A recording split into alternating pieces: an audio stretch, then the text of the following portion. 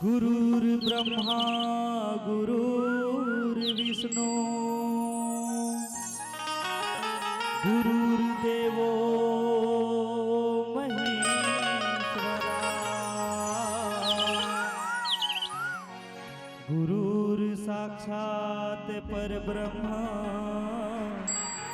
तस्मै श्री गुरुवे नमः।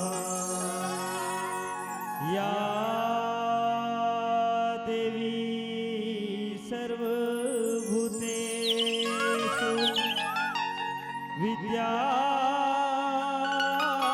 विद्यारूपेण संस्थिता नमः तस्यै नमः तस्यै नमः तस्यै नमो नमः। सियावर रामचंद्र शंकर हरि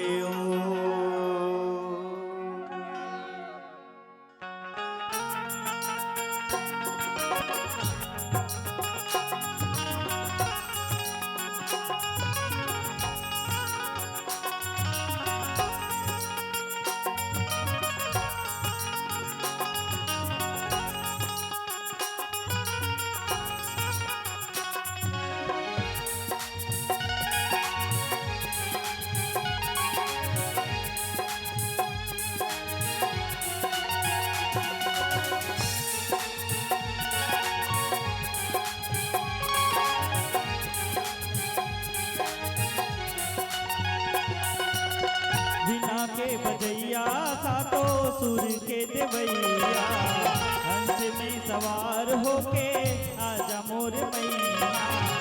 लीला के बजैया सातो सुर के देवैया हंस में सवार होके आजा मोर मैया। लीला के बजैया सातो सुर के देवैया हंस में सवार होके आजा मोर मैया। वीणा के बजैया सातो सुर के देवैया हंस में सवार होके आजा मोर मैया। विनती करत हाँ हजार सुने हाँ शारदा भवानी।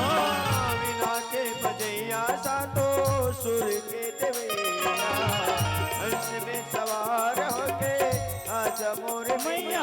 आजा माँ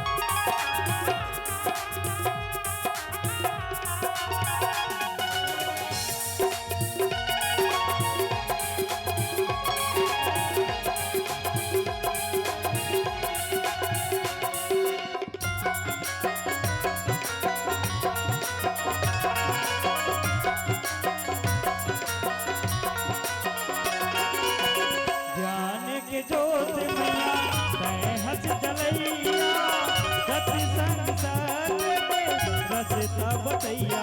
आजा माँ आजा माँ आजा माँ आजा माँ।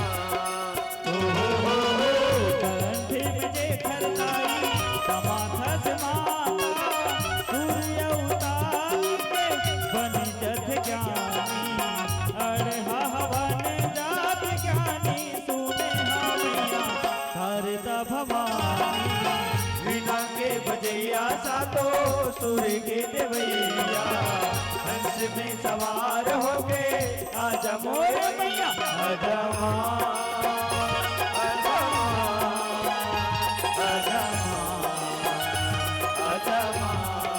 बोलो बोलो आजा माँ आजा माँ आजा माँ आजा माँ।